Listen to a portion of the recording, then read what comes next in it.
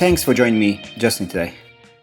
Happy to be here. This is the first podcast I've ever done. Interesting. It's going to be fine. Just to start, I think it would be nice if you can tell us who is Justin Cole. I'm Justin Cole. I live in Pennsylvania, sort of like the area where New York and Pennsylvania, New Jersey kind of all intersect. And I've lived in all three of those states.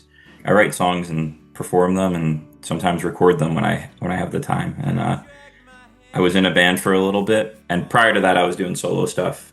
What was the name of the band? Furnace Creek. We played like the basement DIY sort of circuit around here and stuff. And I'm still really close with all those guys. So it's like this solo project, it only includes you. Yes, but there's like a little more to that. Prior to being in the band, I did put out like a solo EP thing. I was kind of like figuring stuff out and I was like, oh, I want to play with the band, I want to record with the band. And then like that has like a much more full band thing. And then I kind of have tried to simplify things a little bit more in a more like realistic way where people don't hear one thing and then it's like, oh, it doesn't sound like that at all. It's more folk kind of just songwriter stuff and I still play with the band. Actually, the drummer from Furnace Creek, Mark, he's one of my best friends and he plays drums for me when I need him. And Kyle, who used to be an Elephant Jake, he plays bass for me now. And it's, so I still have connections to those guys. I love Elephant Jake and Yan Dunk. Dude, Yen is one of my best, but he was in Furnace Creek. Elephant Jake are the homies. Kyle and Andy. But when this project started?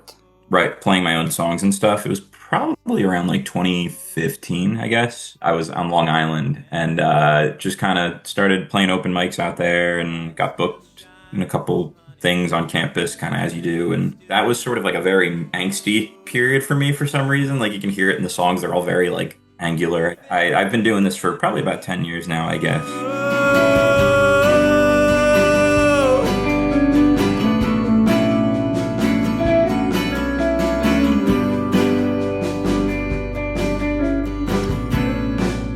I was actually listening to First Aid, which is your debut album. And my favorite track is the Breakdown. But I would like to know the inspiration behind the record and how did it come together? The whole theme of the record, I guess, was like pulling the pieces back together in whatever that looks like. And so like that song specifically was like a good friend of mine, somebody who like, you know, like is like an anchor to me. And like, you know, you see the person and then they have something happens in their life that sort of brings them down in a way. And so there's that. And there's like, a lot of it is about like just anxiety, I think, in general.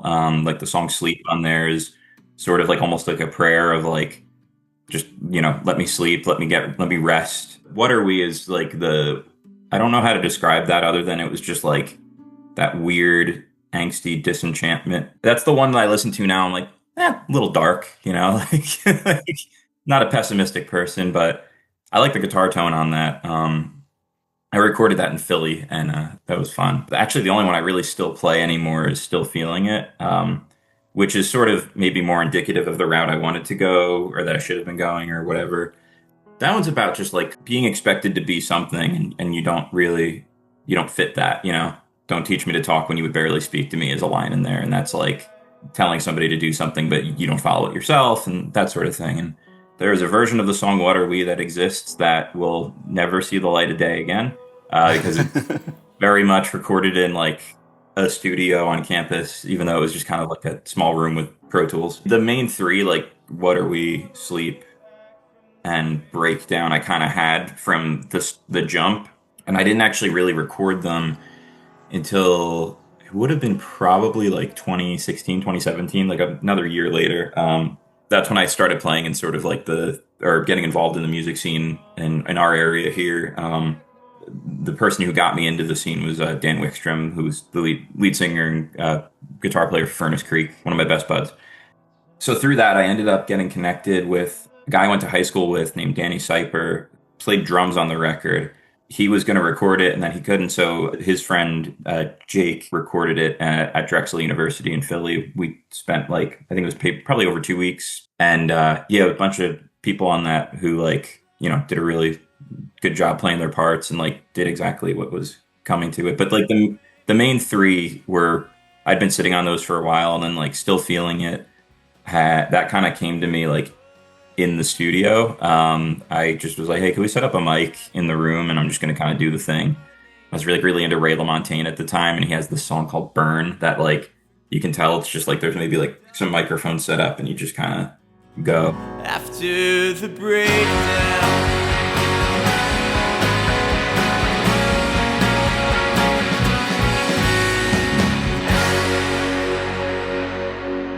We talk about the first record, and it will be interesting to understand also the music influences that you have.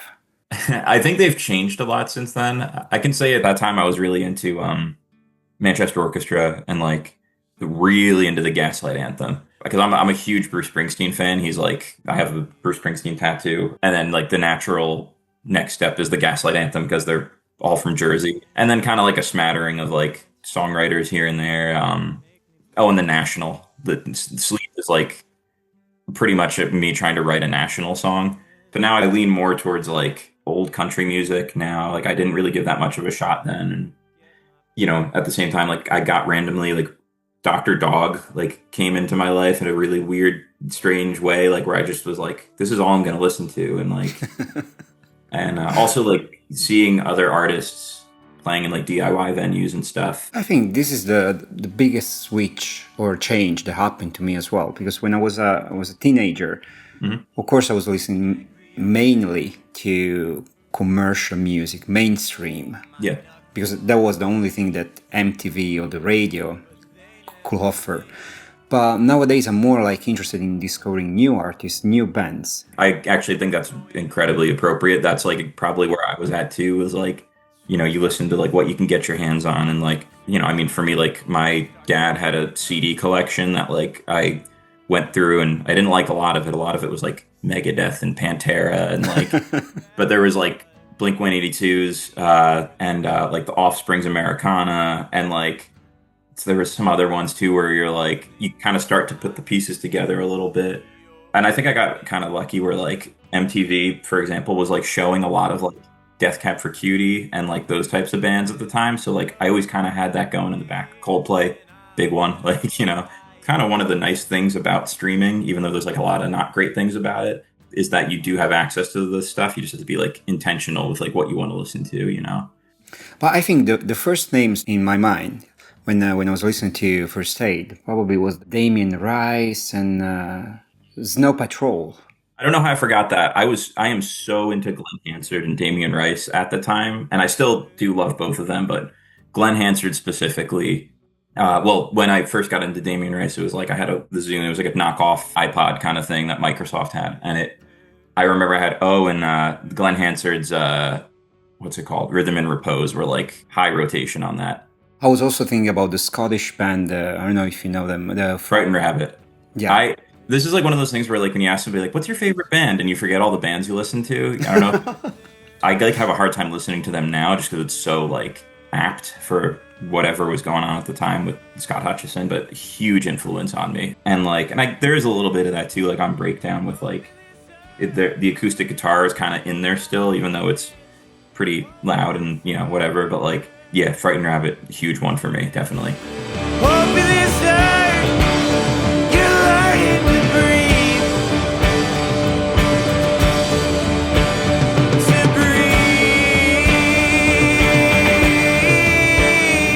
How does your writing and production process usually look like? Yeah, I could speak to the writing a little bit. I can say because it just happened recently where like I'm at work. I don't have a guitar near me at work. I don't have a piano near me. I don't have any instrument near me.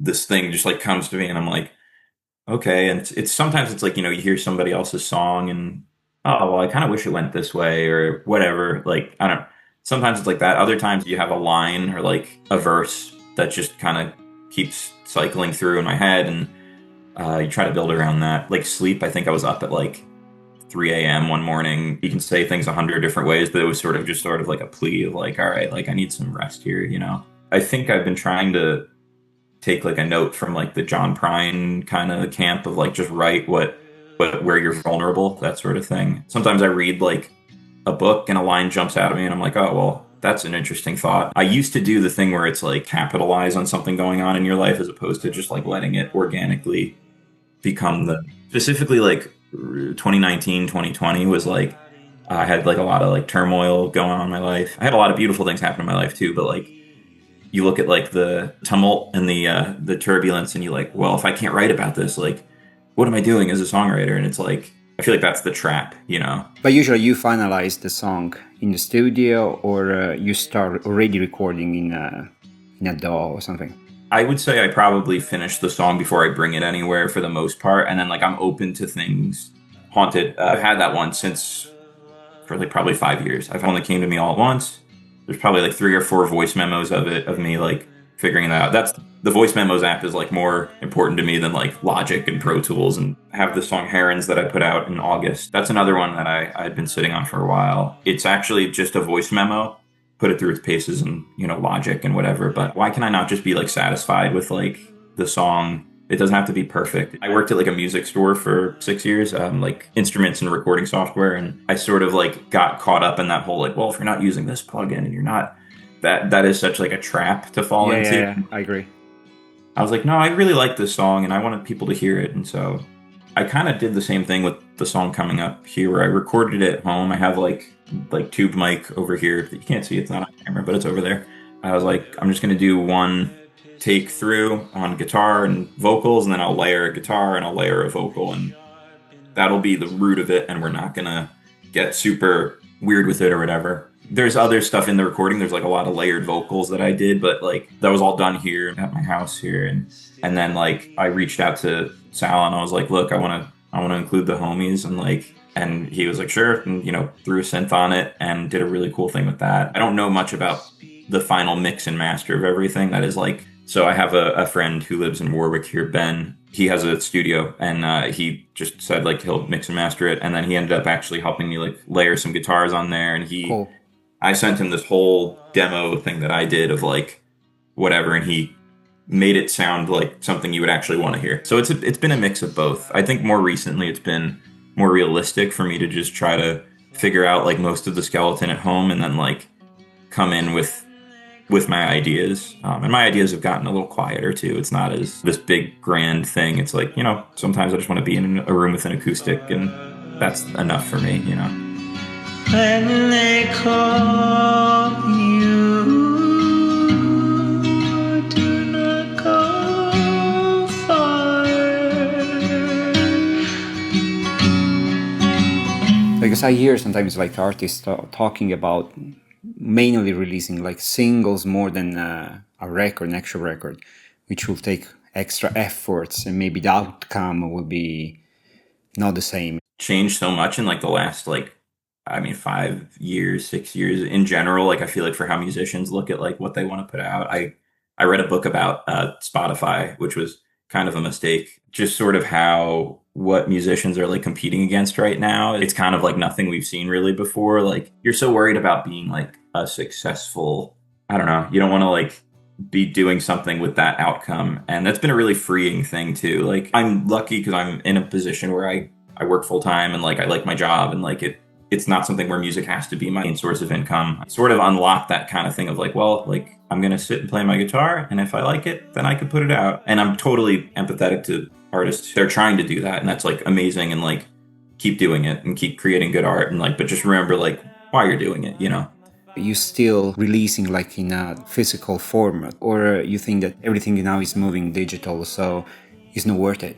The physical side of things is like interesting because I feel like we're going back to that a little bit, where people are seeing through some of the like downsides of just putting things out digitally. I mean, I love vinyl records. Like I like having the thing and spending time with like the complete work. CDs, it's the same deal. Like my CD player is currently broken in my car, so I haven't been able to use CDs in it, but there are people who are willing to receive that from you. The plus side to digital, for example, this, like when we were setting this up, I can just send you like the link to my Bandcamp thing, and it's like you can reach people, you can get to people. Like, so I think like in regards to releasing music, I have kind of again simplified that like philosophy for myself a little bit, where it's like I like this song, I wrote it from a very personal place, but like I do think somebody might need to hear it.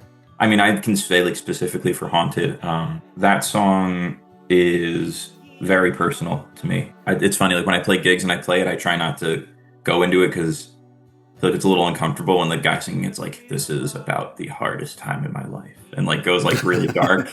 especially like when you play in like a brewery or something. It's like nobody wants to hear that. But I wrote that song.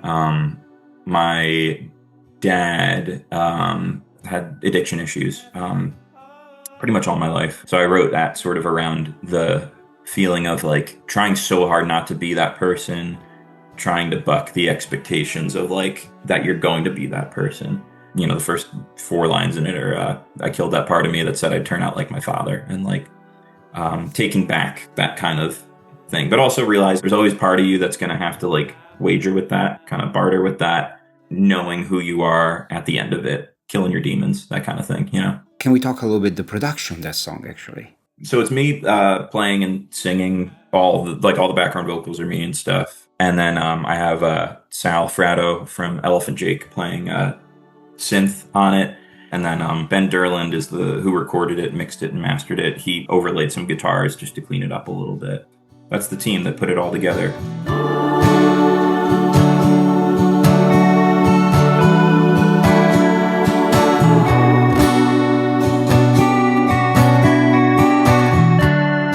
No longer haunt. What's your take on using social media as an artist, and how you connect with your audience? I work in social media for my regular job. I know it's become sort of like a necessary evil you have to grind it out. Like I'm on TikTok, which is like, it's not like the best place to be in the world. You know, it's kind of, there's that like weird trend of like people lip syncing to songs, like, and then putting a message over it. And you're like, who's this for? And then you look, it's like, oh, it's for 37,000 people apparently. And social media, I have a pretty love-hate relationship with it. I think there's ways to do it where you can be a bit more genuine than like, yeah. And that's kind of how I approach it. I set boundaries. I'm like, what am I doing on here? Get in, get out, you know, don't spend 6 hours in here. You know, I don't fault artists or musicians for needing it and doing it. And it's, you know, it's become just like another way of doing things. And I think if the art stands up, it stands up, you know. That's not like, if more of what you're doing becomes about social media than like the actual product, people can tell. Justin, should we talk a little bit about using AI, or if you think that is like valuable in what we do? I don't think it's valuable in what we do. To give you like the blunt answer. Yeah, that's good. Going back to social media, it's like I don't want to spend time, if I'm like a corporate whatever, writing a tweet. Like it's like a waste of my time if like I need to get something out. I think if it's something personal to you, write it personally, like that sort of thing. But I think for music, it's like, no, there's 1,000 ghosts on TikTok yelling at me right now or whatever. But like there's an app, I guess I won't say the name of it, but I got a random ad or something where the CEO of this company is talking about their whole thing is that they make it so that anybody can make music.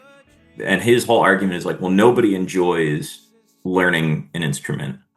And nobody enjoys the whole recording and, you know, having to put the work in basically. And it's like, so we made this thing where you hum, sing a line, and it'll create the thing, and then you put it out, and it sounds like a recorded studio thing. I feel like people can see right through that in a lot of ways. And like, I mean, all you have to do is kind of go on like a streaming platform and look through albums, like covers, and you can see like, you're not real. There's certain things, yeah, you can replicate. You can replicate a violin playing some already existing music, or, you know, a variation on that. But like, what you can't replicate, what a violin player is bringing into that moment where they're playing the piece in the studio on the microphone. Not to be like an old head, but like Gimme Shelter, the background vocalist whose name escapes me, what she was singing it, like what she was going through at the time she was pregnant when she was recording. Like there's all these things that people bring into, you can't replicate that. And why would you? You know, like why would you want to do that? I know like people who like make electronic music, who make like down tempo and like that kind of stuff. And it's like, when I say like make an electronic song, they're not just doing that. It's like they're bringing in, like they used to play this. Like they, my one friend, Matt, shout out Matt from Animal Flag. He used to be in the Animal Flag. Now he plays under Bronze Vases. He's really cool guy. And he makes this incredible like ambient drone music. And his music is like so cool because you know kind of what he's bringing into it and like what his sensibilities are. No longer haunt, still there's something left in me.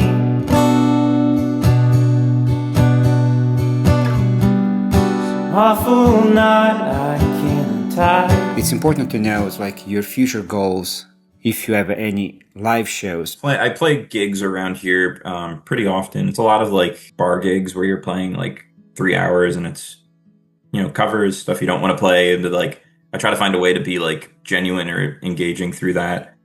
Not every time. Sometimes I'm tired and I will just go right through and leave. I think my goal would be to maybe play a bit more in places that like people are there to like receive the music, you know, that sort of thing. And I've done that, and like, you know, I think it's just sometimes life gets in the way, right? Doing more of that and like bringing the songs to people who like maybe want to hear them and whatnot.